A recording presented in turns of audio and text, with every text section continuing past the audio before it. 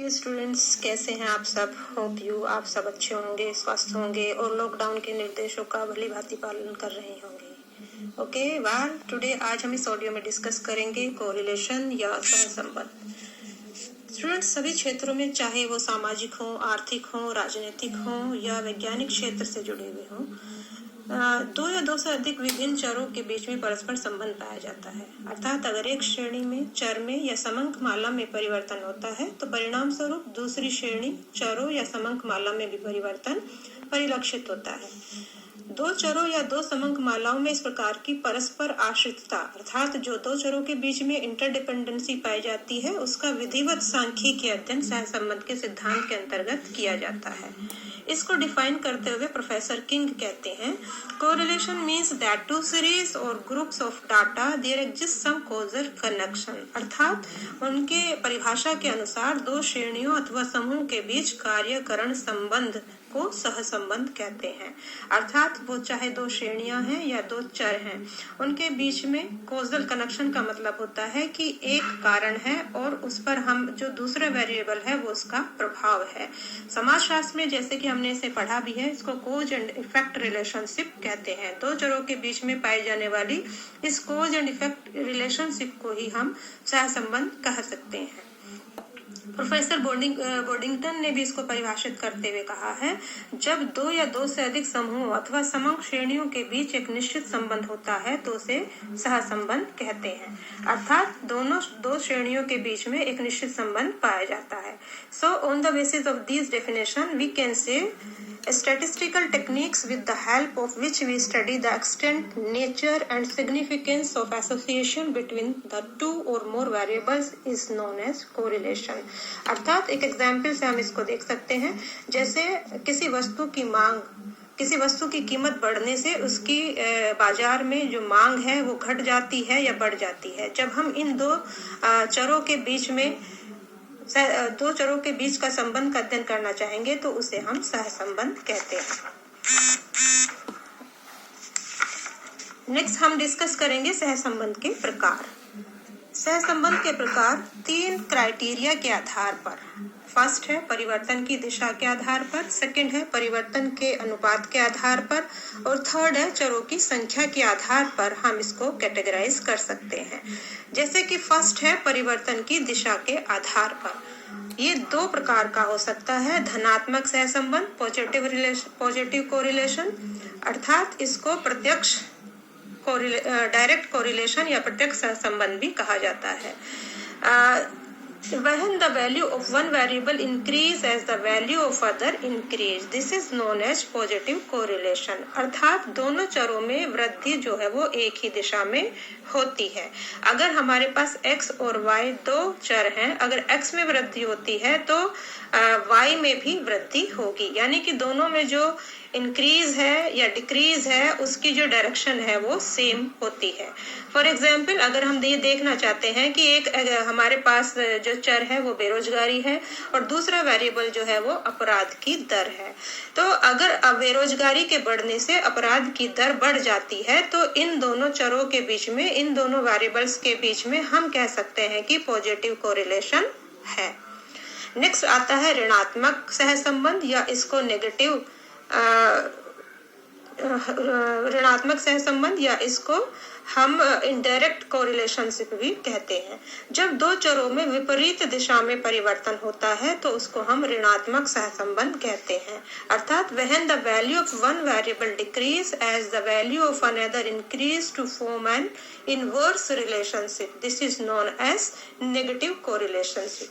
अर्थात अगर हमारे पास दो चर हैं x और y, x में वृद्धि होती है तो y में कमी होगी, अगर हमारे पास x में कमी होती है तो y में वृद्धि होगी। यहाँ पर हम अगर हम इसे समाजशास्त्र में देखें तो इमाइल दुर्खेम का आपको जो सुसाइड बुक उन्होंने लिखा है, आत्महत्या की पर जो उन्होंने बुक लिखी है, उसमें बेसिकली बाद में वो अपना एक फॉर्मूला जो डिराइव करते हैं, दो चरों के बीच में सहसंबंध स्थापित करते हैं कि जो सावयविक एकता है, किसी भी समाज में पाई जाने वाली जो सावयविक एकता है उसका आत्महत्या की दर पर क्या प्रभाव पड़ता है। अर्थात आत्महत्या की दर और सावयविक एकता दो चर एक दूसरे से इनवर्स रिलेशनशिप रखते हैं। अगर सावयविक एकता बढ़ती है तो आत्महत्या की दर घटती है, और अगर सावयविक एकता घटती है तो आत्महत्या की दर बढ़ती है। दूसरा जो क्राइटेरिया है वो है परिवर्तन के अनुपात के आधार पर। परिवर्तन के अनुपात के आधार पर फिर से हम इसको 2 कैटेगरी में कैटेगराइज कर सकते हैं। फर्स्ट है रेखीय सहसंबंध, इसको लीनियर कोरिलेशन भी कहा जाता है। जब दोनों चरों में एक ही अनुपात में परिवर्तन होता है, चाहे उसकी दिशा कोई भी हो, अर्थात उसकी दिशा पॉजिटिव भी हो सकती है और नेगेटिव भी हो सकती है, लेकिन उसके जो परिवर्तन का अनुपात है वो स्थिर रहेगा, वो समान रहेगा। फॉर एग्जाम्पल, अगर x चर जो है उसमें वो वस्तु की कीमत है, उसमें अगर 10% की वृद्धि होती है, और हमारे पास जो उस पर आश्रित y चर है जो कि इसकी पूर्ति है, वस्तु की पूर्ति है, उसमें भी अगर 10% की ही वृद्धि होती है तो इसको हम कहेंगे कि ये रेखीय, दोनों चरों के बीच में रेखीय सहसंबंध है।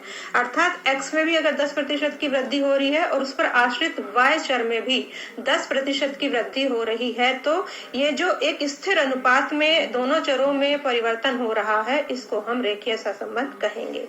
दूसरा है वक्र रेखीय सहसंबंध।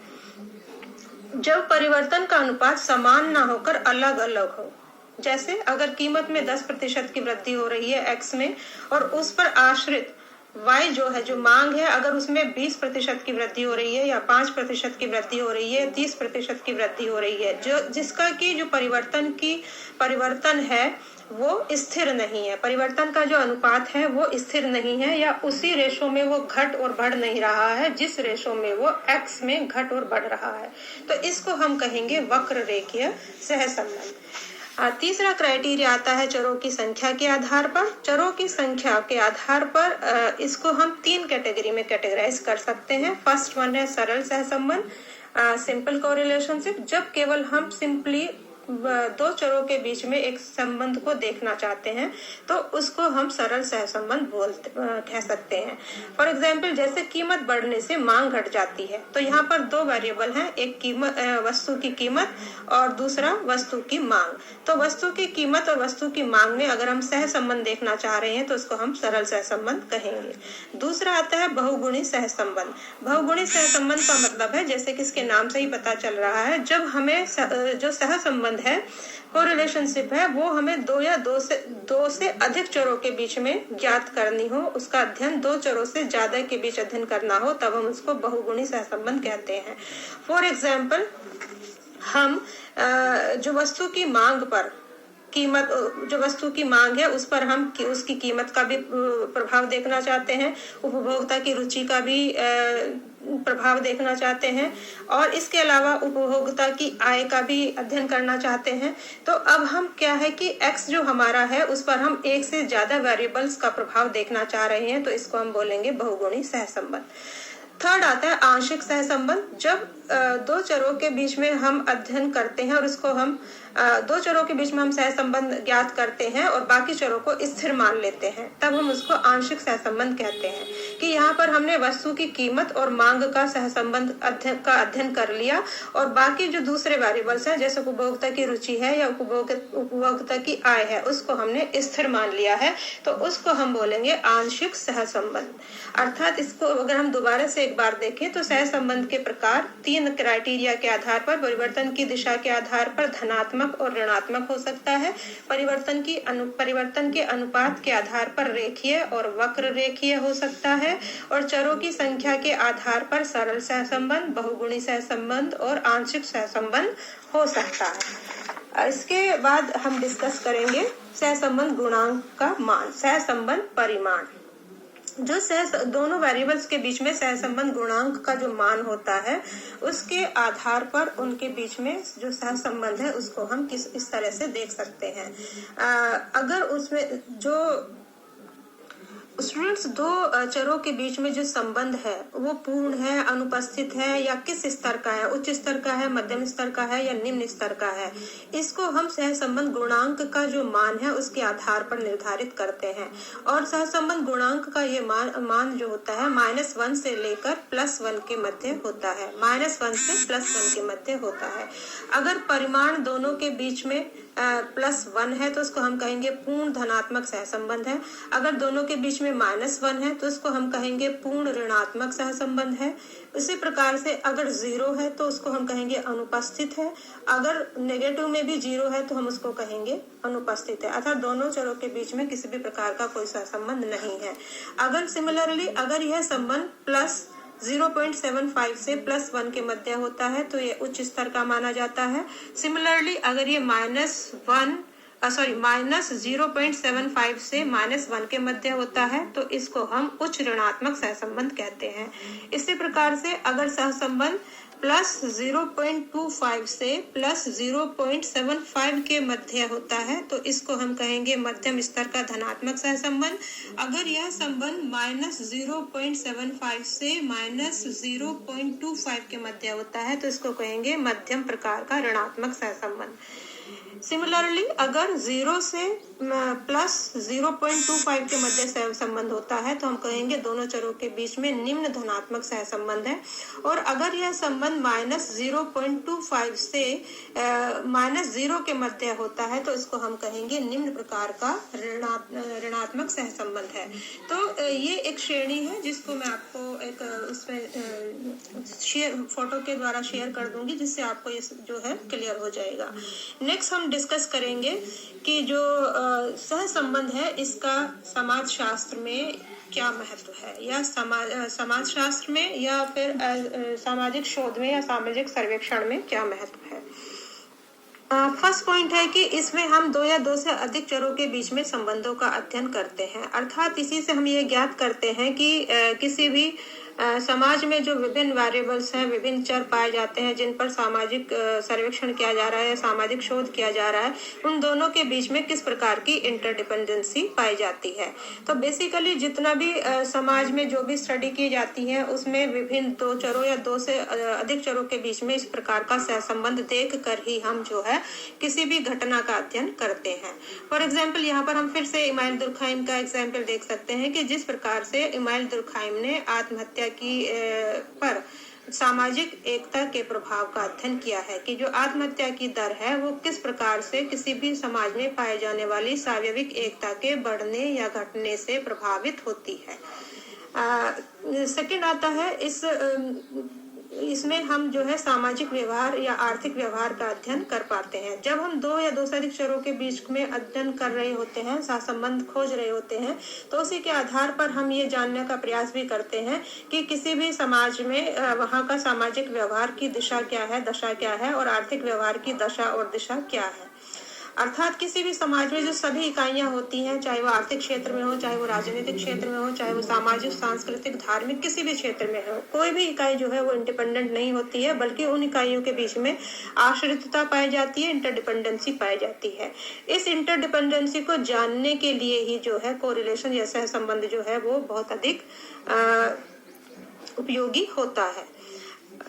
यहाँ पर हम ये भी देख सकते हैं कि किस प्रकार से जब मैक्स वेबर का Protestant ethic and spirit of capitalism अगर आपको ध्यान हो तो इसमें वो बताते हैं कि किस प्रकार से व्यक्ति का जो धार्मिक व्यवहार होता है वो किस प्रकार से उसके आर्थिक व्यवहार को प्रभावित करता है। उस बुक में उन्होंने बेसिकली विश्व के विभिन्न धर्मों का अध्ययन करके यही बताया है कि व्यक्ति के जो धार्मिक व्यवहार होता है, रिलीजियस इथिक्स होते हैं, वो किस प्रकार से उसके आर्थिक क्रियाओं को, आर्थिक क्रियाकलापों को, आर्थिक व्यवहार को प्रभावित करते हैं। तो इस प्रकार का रिलेशनशिप जानने के लिए या इस प्रकार से किसी भी घटना अवधारणा को समझने के लिए सहसंबंध का सहारा लिया जाता है। थर्ड आता है आर्थिक घटनाओं का तुलनात्मक अध्ययन करने में भी ये बहुत अधिक सहायक होता है। अगर हम इमाइल दुर्खाइम का ही एग्जाम्पल फिर से लें, मैक्स वेबर का अध्ययन जो उन्होंने किया है Protestant ethic and spirit of capitalism, उसमें भी उन्होंने विश्व के विभिन्न धर्मों का तुलनात्मक अध्ययन करके विभिन्न चरों के बीच में सहसंबंध स्थापित करके अपना सिद्धांत डेवलप किया है। या इमाइल दुर्खाइम ने भी जैसे कानूनों की प्रकृति, किस प्रकार से आदिवासी समाजों में अलग प्रकार के कानून पाए जाते हैं और आधुनिक समाजों में अलग प्रकार के कानून पाए जाते हैं, कानूनों की प्रकृति का तुलनात्मक अध्ययन करके उन्होंने बताया है कि इस प्रकार से अलग अलग समाजों में स्वाभाविक एकता देखने को मिलती है। जो आदिम समाज है उसमें यांत्रिक एकता देखने को मिलती है और जो आधुनिक समाज है उसमें सावयविक एकता देखने को मिलती है। अर्थात इसी के तुलनात्मक अध्ययन, इसका उन्होंने तुलनात्मक अध्ययन करके जो उनकी फेमस पुस्तक है the division of labour in society, उसमें पूरा ये सब बताया है, एक्सप्लेन किया है। नेक्स्ट है प्रतिगमन एवं विचरण की अवधारणाओं को समझने में सहसंबंध आवश्यक होता है। अर्थात स्टैटिस्टिक्स में जो दूसरी अवधारणाएं हैं उनको निकालने के लिए या उनको समझने के लिए कोरिलेशन को जानना, समझना, निकालना आवश्यक है। कि फॉर एग्जाम्पल हमें कोवेरियंस समझना है या रिग्रेशन समझना है, दूसरी इसी तरह की कुछ हमारे पास सांख्यिकीय गणनाएं हैं जिनको समझने के लिए सहसंबंध जो है वो जरूरी या आवश्यक होता है। थर्ड है इसके हम जो डीमेरिट्स है उसको डिस्कस करेंगे। सबसे पहला पॉइंट आता है एक श्रेणी के मूल्य के आधार पर दूसरी श्रेणी के मूल्यों का अनुमान नहीं लगा सकते। अर्थात इसमें ये तो पता चलता है कि एक श्रेणी, जब हम सहसंबंध स्थापित करते हैं कि एक श्रेणी दूसरी श्रेणी पर आश्रित है, धनात्मक रूप से आश्रित है या ऋणात्मक रूप से आश्रित है, लीनियर फॉर्म में है या किस तरीके से उस पर दोनों के बीच में संबंध पाया जाता है। परंतु हम इसके आधार पर ये नहीं निकाल सकते हैं कि एक श्रेणी के मूल्यों के आधार पर हम दूसरी श्रेणी के मूल्यों का अनुमान लगा सकें या मूल्यों की गणना कर सकें। दूसरा पॉइंट आता है कौन सी कारण, कौन से निवारण। अर्थात यह अनुमान लगाना कठिन हो जाता है कि जो कौन सा कारण है या कौन सा निवारण है वो कौन सी श्रेणी पर आश्रित है और कौन सा स्वतंत्र है। अर्थात बहुत बार हमें इसमें ये डिसाइड करना भी मुश्किल हो जाता है कि जो हमारे पास वेरिएबल्स हैं उसमें कौन सा आश्रित है और कौन सा स्वतंत्र है। इसमें कई बार थोड़ा कंफ्यूजन हो जाता है। नेक्स्ट है मूल तथा अनुमाप, ओरिजिन तथा स्केल का परिवर्तन का प्रभाव उस पर नहीं पड़ता है। अर्थात अगर हमने मूल में और उसके अनुमाप में, ओरिजिन में अगर स्केल में कोई परिवर्तन किया है तो उसकी जो वैल्यू हमने कोरिलेशन की निकाली है उस पर उसका कोई प्रभाव नहीं पड़ता है। नेक्स्ट है कभी कभी दो श्रेणियों के मध्य निरर्थक सहसंबंध भी हो सकता है। तो ऐसा होता है कि कई बार दो जो ऊपर से परिलक्षित होता है, दो चरों के बीच में संबंध दिखाई दे रहा होता है, वास्तव में उनके बीच में वो संबंध नहीं होता है। तो ये भी रिसर्चर की योग्यता और उसकी एफिशिएंसी पर डिपेंड करता है कि वो जो दो संबंध निकालने जा रहा है वास्तव में उन श्रेणियों के बीच में, उन समकमालाओं के बीच में, उन दो चरों के बीच में जो सहसंबंध है वो किस प्रकार का सहसंबंध है, सार्थक है, निरर्थक है या किस प्रकार का सहसंबंध है। तो ये है आज हम इस ऑडियो में केवल यही डिस्कस करेंगे। नेक्स्ट हम डिस्कस करेंगे आपके कोर्स में जो सहसंबंध